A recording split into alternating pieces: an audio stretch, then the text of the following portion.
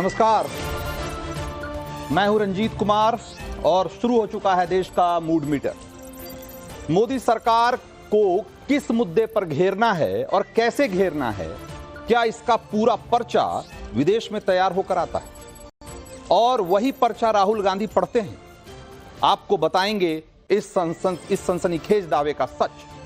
देश का mood metre की दूसरी स्टोरी में आपको बताएंगे कि महाकुंभ में शामिल होने के लिए आ रहे नागाओं का वो स्वर्णिम इतिहास क्या है जिसे हमसे और आपसे हमेशा छिपाया गया।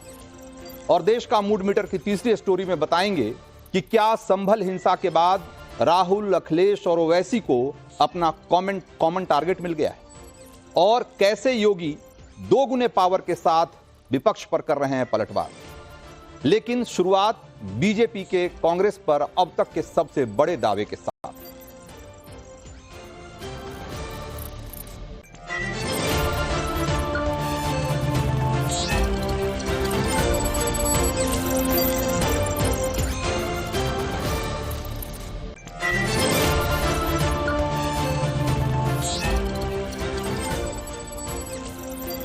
तो शुरुआत करते हैं उस रिपोर्ट के साथ जिसके टारगेट पर है मोदी सरकार। आखिर हिंदुस्तान के प्रधानमंत्री को घेरने के लिए कौन सा बाहरी दिमाग काम कर रहा है, कौन सा वो कमांड सेंटर है जिसके इशारे पर भारत में सब कुछ हो रहा है। आज संसद के बाहर अडानी के मुद्दे पर सरकार को घेरने के लिए राहुल और उनकी पार्टी के सांसद एक जैकेट पहनकर प्रोटेस्ट कर रहे थे जिस पर लिखा हुआ था कि मोदी अडानी एक। ये जो टी शर्ट उन्होंने पहन रखी थी, राहुल गांधी और उनकी बहन प्रियंका गांधी ने, वो सब एक नारा लगा रहे थे और मोदी और अडानी के खिलाफ नारेबाजी कर रहे थे। जबकि दूसरी तरफ संसद के बाहर बीजेपी ने आज राहुल गांधी पर अब तक का सबसे बड़ा हमला बोला। संबित पात्रा ने एक प्रेस कॉन्फ्रेंस की और राहुल गांधी को सबसे बड़ा देशद्रोही करार दे दिया। आखिर बीजेपी नेता विपक्ष को देशद्रोही क्यों करार दे रही और बीजेपी के आरोपों में कितना दम है? क्योंकि ये जो आरोप लगा है ये कोई मामूली बात नहीं है। विपक्ष के सबसे बड़े नेता पर इतना गंभीर आरोप लगाया है बीजेपी ने, तो क्या इसके पीछे उसके दावे में कोई दम है या ये सिर्फ सियासी वार पलटवार का खेल चल रहा है?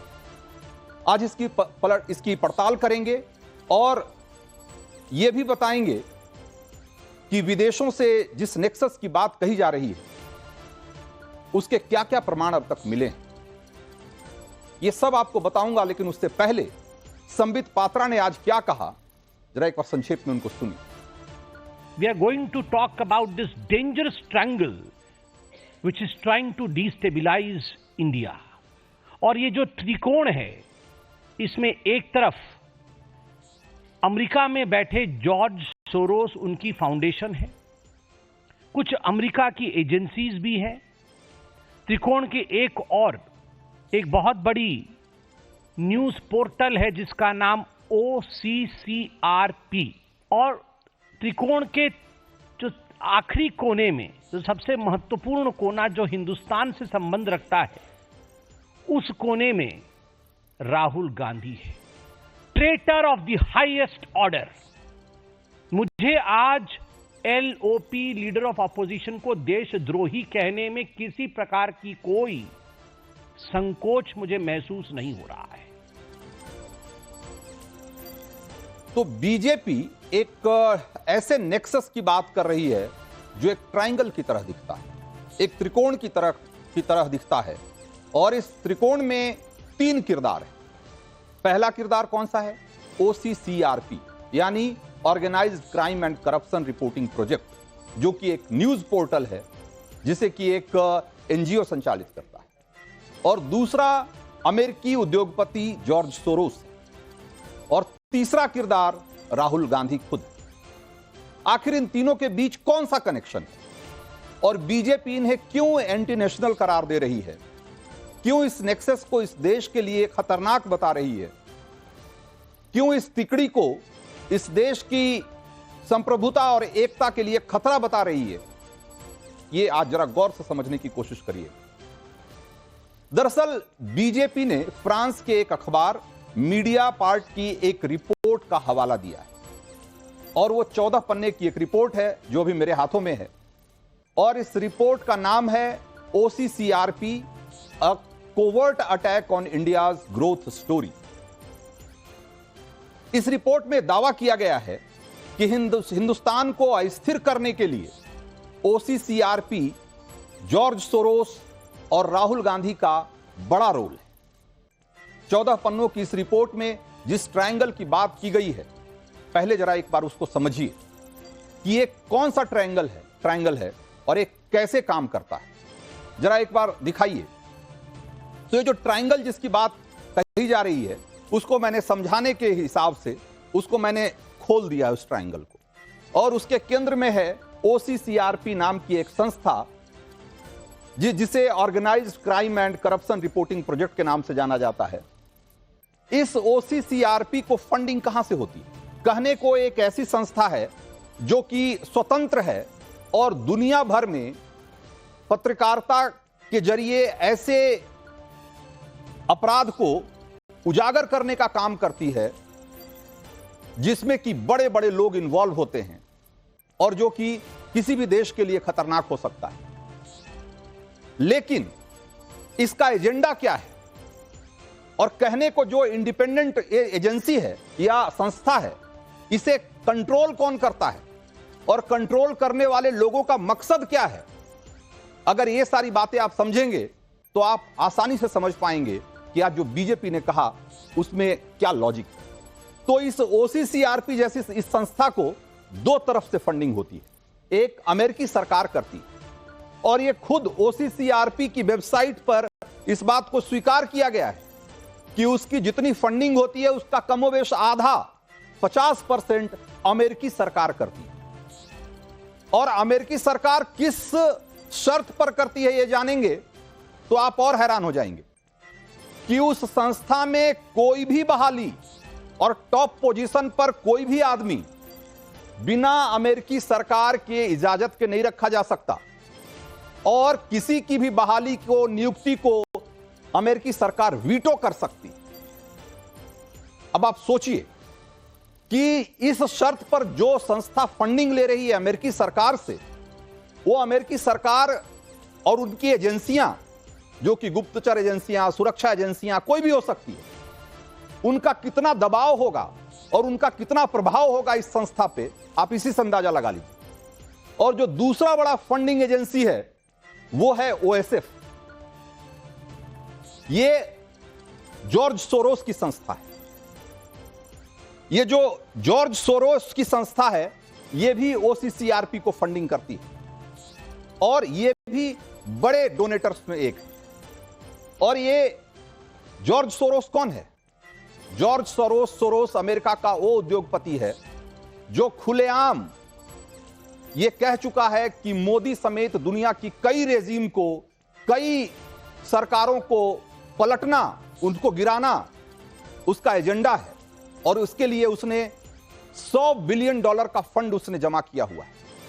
$100 बिलियन की फंडिंग अकेले करने को तैयार है सिर्फ इसलिए कि भारत और दुनिया के कुछ और देशों में जो सरकारें काम कर रही है उसको किसी तरीके से अस्थिर कर दिया जाए, उसे गिरा दिया जाए।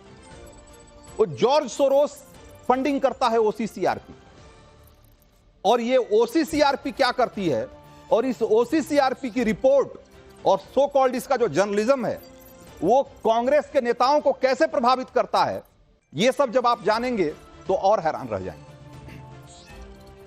तो ये OCCRP हाल के दिनों में इसने भारत से जुड़ी हुई कई रिपोर्ट्स और जितनी भी रिपोर्ट्स की वो ज्यादातर ऐसी रिपोर्ट थी जिसके पीछे कोई पुख्ता तथ्य नहीं। बहुत सारी रिपोर्ट्स तो ऐसी थी जो कि बाद में फर्जी पाई गई, वो भी मैं आपको बताऊंगा। और जो ये रिपोर्ट करती है वो सारे रिपोर्ट्स को उठाकर राहुल गांधी और इंडी गठबंधन के कई नेता यहां माहौल बनाते हैं, मोदी के खिलाफ एक कैंपेन चलाते हैं। आपको मैं दिखाता हूं। अब आप देखिए, अब मैं ये बताऊंगा कि वो कौन कौन से रिपोर्ट्स हैं जो कि ओसीसीआरपी ने जिसको पब्लिश किया, और उनके उठाने के तुरंत बाद, उनके पब्लिश करने के तुरंत बाद यहां कांग्रेस और दूसरी पार्टियों ने उसको यहां एजेंडा बनाया, मुद्दा बनाया, वो मैं आपको विस्तार से बताऊंगा। लेकिन इन संस्थाओं के साथ राहुल गांधी के संबंध कैसे हैं, वो जब आप जानेंगे तो और हैरान रह जाएंगे। राहुल गांधी और जॉर्ज सोरोस की कई तस्वीरें मीडिया में वायरल है, आप जब चाहें आप इंटरनेट पर चेक कर सकते हैं। इन दोनों की मुलाकात की तस्वीरें आपको आसानी से मिल जाएगी इंटरनेट। लेकिन एक दूसरा किरदार जो कि ओएसएफ का ग्लोबल वाइस प्रेसिडेंट है, उसका नाम है सलील सेठी, और वो सलील सेठी ये राहुल गांधी के साथ भारत जोड़ो यात्रा में दिखाई दे रहा है।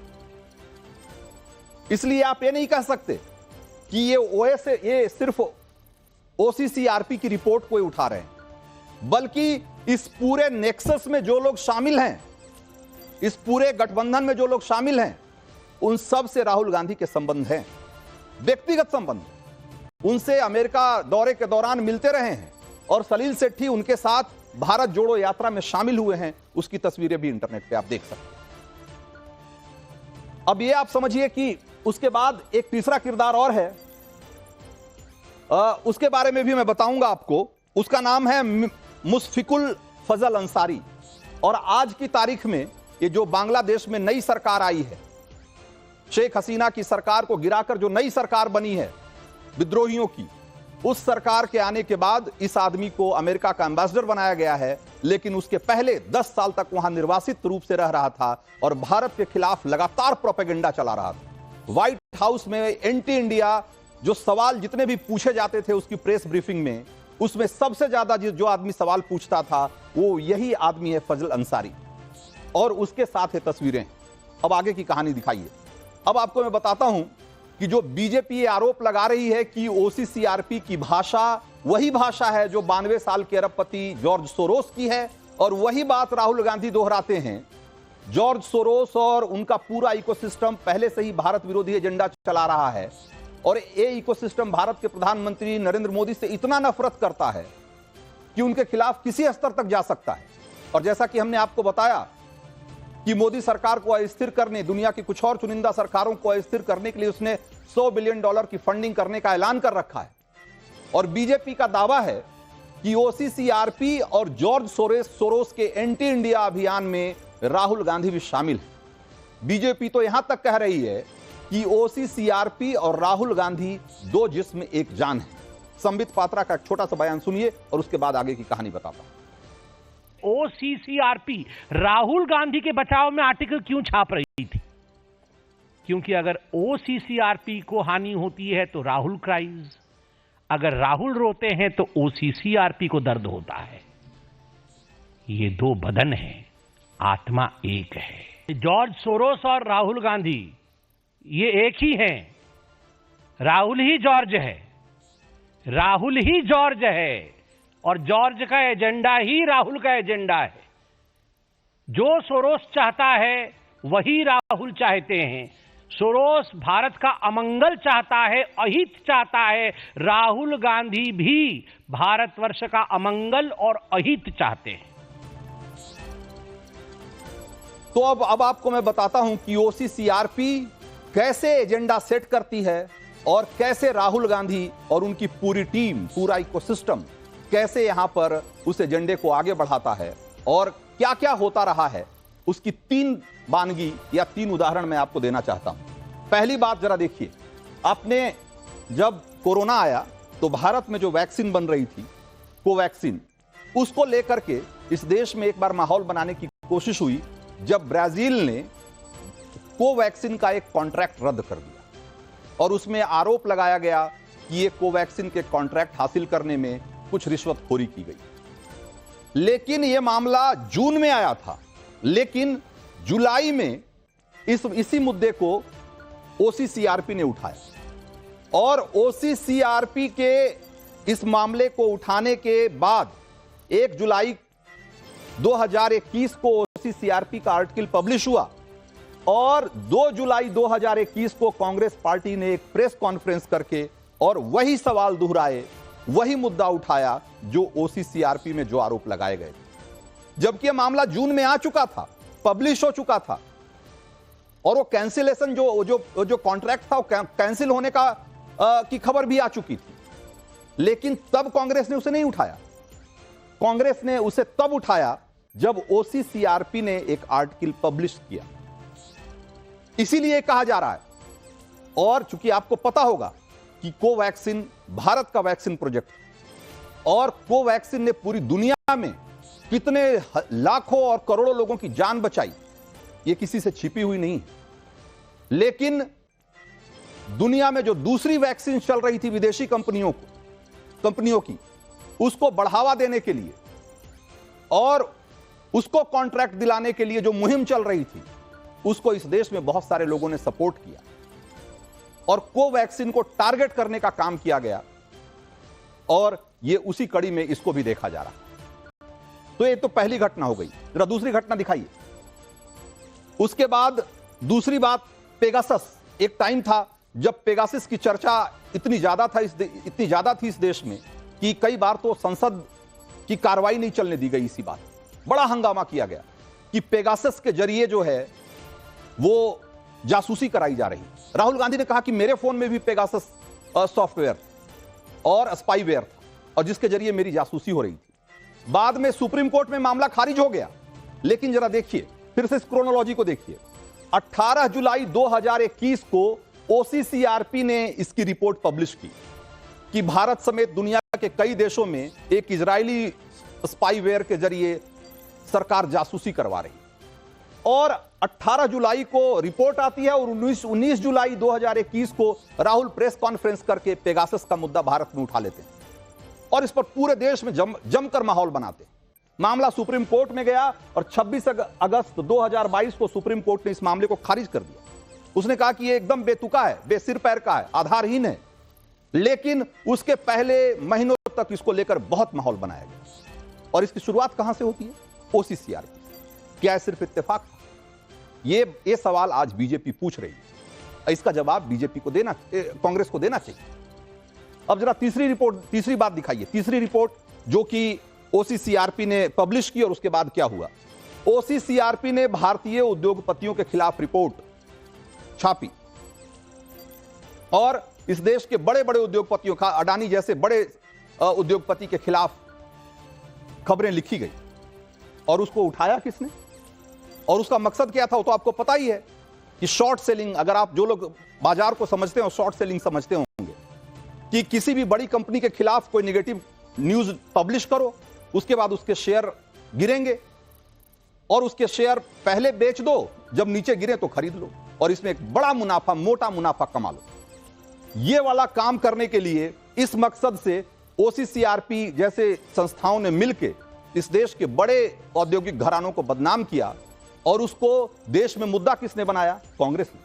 कांग्रेस ने इसको मुद्दा बनाकर वो आज भी इसके खिलाफ माहौल बनाने की कोशिश कर रही है, और आज भी हमने आपको दिखाया कि कैसे मोदी और अडानी वाले टी शर्ट पहनकर राहुल और प्रियंका प्रदर्शन कर रहे हैं।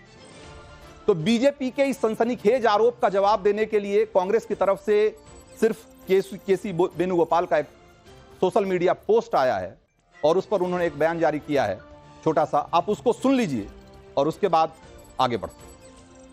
The same story, whenever we are asking inquiry against Adani's corruption, this type of character assassination from that side will come. That we know that. But we will continue to fight against the corruption. They cannot distract this issue from the nation. There only one idea is to distract the nation from this idea. They are trying to threaten us. तो केसी वेणुगोपाल ये कह रहे हैं कि जब भी हम कोई आरोप लगाते हैं तो चरित्र हनन करके हमारा उसका जवाब देते हैं, लेकिन उन्होंने इस बात का जवाब नहीं दिया कि ये जो आरोप लगाए जा रहे हैं कि ओसीसीआरपी आज रिपोर्ट पब्लिश करती है और कल से पूरी कांग्रेस पार्टी उस पर कूद पड़ती है, और ऐसा एक बार नहीं 3-3 बार होता है, ये क्या सिर्फ इत्तेफाक है? और अगर इत्तेफाक नहीं है तो आपके क्या संबंध है और क्या इंटरेस्ट है? इसका जवाब नहीं दिया उन्होंने कहा कि हमारा कैरेक्टर असैसिनेशन किया जा रहा है, चरित्र हनन किया जा रहा है। ये क्या मुकम्मल जवाब है? इस बारे में देश को भी सोचना।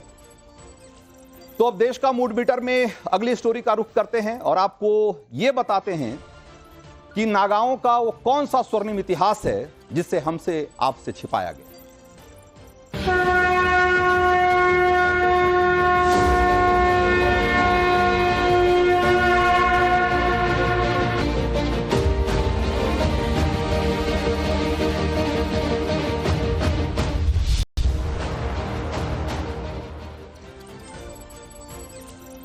तो मूड मीटर की आज की दूसरी स्टोरी हमारे इतिहास के उस खूनी अध्याय को खोलने वाली है जिसने ध्यान साधना में लीन हमारे साधु सन्यासियों के हाथ में तलवार थमा दिया।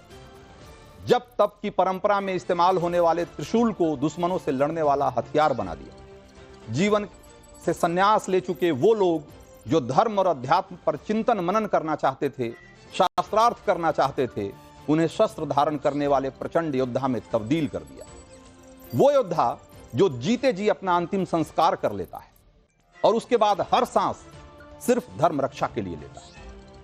देश का मूड मीटर में आपके लिए अनजाना सा यह अध्याय इसलिए खोल रहा हूं क्योंकि प्रयागराज में संगम तट पर नागा साधुओं का जुटान शुरू हो गया। यहां 13 जनवरी से शुरू हो रहा है महाकुंभ, सनातन का सबसे बड़ा आयोजन। तो इस अध्याय की शुरुआत होती है वाराणसी के उस ज्ञानवापी से, जहां हिंदू पक्ष शिव मंदिर होने का दावा करता है और मुस्लिम पक्ष जिसे मस्जिद कहता है। बात सन 1664 की है, यानी कि 360 साल पुरानी। तब औरंगजेब मुगल बादशाह हुआ करता था। हर 12 वर्ष पर होने वाला महाकुंभ उस साल यानी कि 1664 में हरिद्वार में होने वाला था।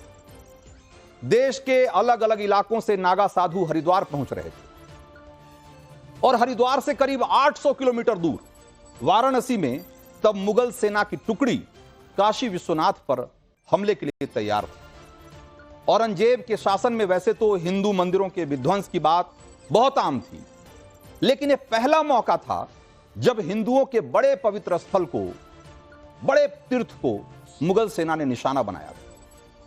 मुगल सेना की टुकड़ी ने हमले के लिए मौका यह इसलिए चुना था क्योंकि तब काशी विश्वनाथ मंदिर की सुरक्षा करने वाले नागा साधु हरिद्वार महाकुंभ के लिए प्रस्थान कर चुके थे। यह नागा साधुओं का महानिर्वाणी अखाड़ा था जिसका मुख्यालय वाराणसी में था और वही इस मंदिर की रक्षा करता था। और तारीख थी 7 फरवरी, जब मुगल सेना की टुकड़ी काशी विश्वनाथ मंदिर में घुसपैठ करने पहुंची थी, या यूं कहें कि उसका विध्वंस करने पहुंची थी। और उन्हें यकीन था कि विश्वनाथ मंदिर पर आसानी से कब्जा हो जाएगा। लेकिन आप इस बात पर यकीन नहीं करेंगे क्योंकि यह बात हमसे आपसे बताई नहीं गई। लेकिन काशी विश्वनाथ की मंदिर की सुरक्षा में तैनात सिर्फ कुछ सौ नागा साधुओं ने पूरे मुगल सेना के मंसूबों पर पानी फेर दिया था। भाले, त्रिशूल और तलवार से लैस नागा साधुओं ने ऐसा रौद्र रूप धारण किया कि चंद घंटों में ही मुगल सेना भाग खड़ी हुई। मुगलिया इतिहास का महिमा मंडन करने वाले इतिहासकारों ने नागा साधुओं के इस शौर्य गाथा को बड़ी चालाकी से इतिहास के पन्नों से बाहर कर दिया। आज हमें इसकी खबर तक नहीं कि मुस्लिम आक्रांताओं के खिलाफ प्रतिरोध की ऐसी भी कोई गाथा रही है।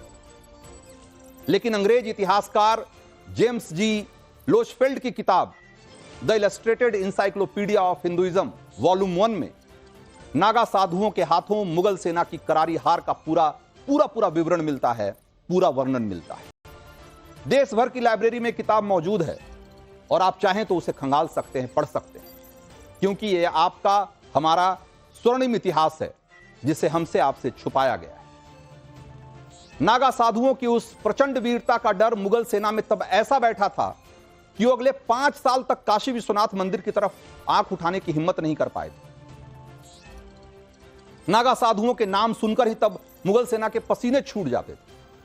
वाराणसी में महानिर्वाणी अखाड़े में मौजूद ऐतिहासिक दस्तावेजों का पूरा ब्यौरा अंग्रेज इतिहासकार जेम्स जी लोचफेल्ड ने अपनी किताब में दिया है। नागा साधुओं के हाथ मुगल सेना की इस करारी हार ने कैसे काशी विश्वनाथ मंदिर को औरंगजेब के निशाने पर ला दिया और कैसे इसी घटना ने जजिया टैक्स की बुनियाद भी रख दी थी, उसका भी पूरा ब्यौरा आपको दूंगा। लेकिन पहले उस महानिर्वाणी अखाड़े के बारे में आपको बताना चाहता हूं जिसके नागा साधुओं ने काशी विश्वनाथ मंदिर पर मुगलों के पहले आक्रमण को नाकाम कर दिया था, और वो भी बहुत वीरता के साथ। महानिर्वाणी अखाड़े की स्थापना 16वीं शताब्दी में हुई थी और इस अखाड़े में नागा साधुओं की संख्या तब सिर्फ 10,000 हुआ करती थी।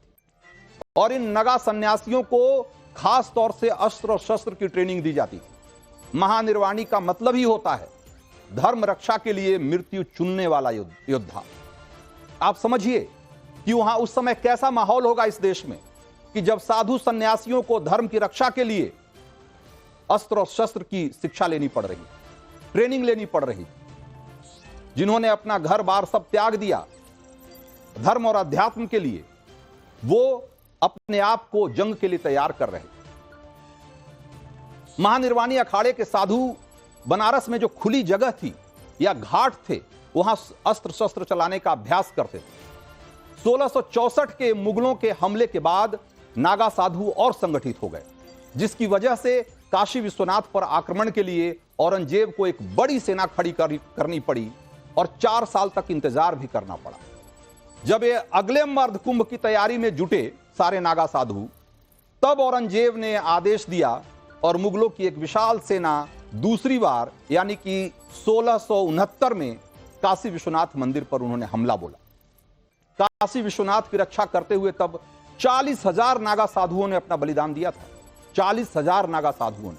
आप सोचिए, रिसर्च गेट की रिपोर्ट के मुताबिक तब काशी की आबादी सिर्फ 1.5 लाख के आसपास हुआ करती थी, यानी कि सिर्फ 1.5 लाख वाले शहर में 40,000 लोगों ने एक मंदिर की रक्षा के लिए अपनी प्राणों की आहुति दे दी। सोचिए काशी में तब कितना खून बहा होगा। काशी से महानिर्वाणी अखाड़े के नागाओं को पूरी तरह खत्म कर दिया गया और ज्ञानवापी को मस्जिद बना दी। काशी यानी वाराणसी की गिनती तब भारत में सनातन धर्म के सबसे बड़े केंद्रों में होती। काशी के सनातन परिषद के लिए, परिषद में जो फैसले होते थे उसकी मान्यता पूरे देश में होती और 1669 की जंग में औरंगजेब ने इसे पूरी तरीके से खत्म कर दिया। तो यह था इतिहास। मौका मिले तो इसे जरूर पढ़िए। और इस बीच एक बड़ी खबर आ रही है कि लोकसभा में नई सीटिंग व्यवस्था बनाई गई है और अखिलेश यादव नई सीटिंग जो अरेंजमेंट है उससे बहुत नाराज बताए जा रहे हैं। सूत्रों के हवाले से खबर है और अवधेश प्रसाद को दूसरी लाइन में सीट दिए जाने से वो नाराज हैं। आपने देखा होगा कि हाल के दिनों में अवधेश प्रसाद हमेशा उनके बगल में बैठे हुए दिखाई देते थे, लेकिन अब उनको पिछली सीट पर बिठाए जाने से वो नाराज हैं। और अखिलेश यादव कांग्रेस से भी नाराज हैं। यह भी कहा जा रहा है सीटिंग की सूचना न देने पर, चूंकि कांग्रेस ने उनको सीटिंग की सूचना नहीं दी इस नए अरेंजमेंट की, इसलिए वो नाराज बताए जा रहे हैं। रंजीता झा हमारे साथ जुड़ गई हैं। रंजीता, क्या है पूरी खबर? देखिए रंजीत जी, मुख्य विपक्षी पार्टी होने के नाते लोकसभा में जो सिटिंग की व्यवस्था की जाती है उसका एक्नॉलेजमेंट कांग्रेस के पास है, उसका अधिकार कांग्रेस के पास, क्योंकि स्पीकर के से बातचीत वही करते हैं और तमाम जो विपक्षी पार्टियां हैं वो अपनी राय और अपनी जो भी उनकी सिटिंग अरेंजमेंट में अपनी पार्टी के नेताओं की सिटिंग वो देना चाहते हैं वो जानकारी होती है।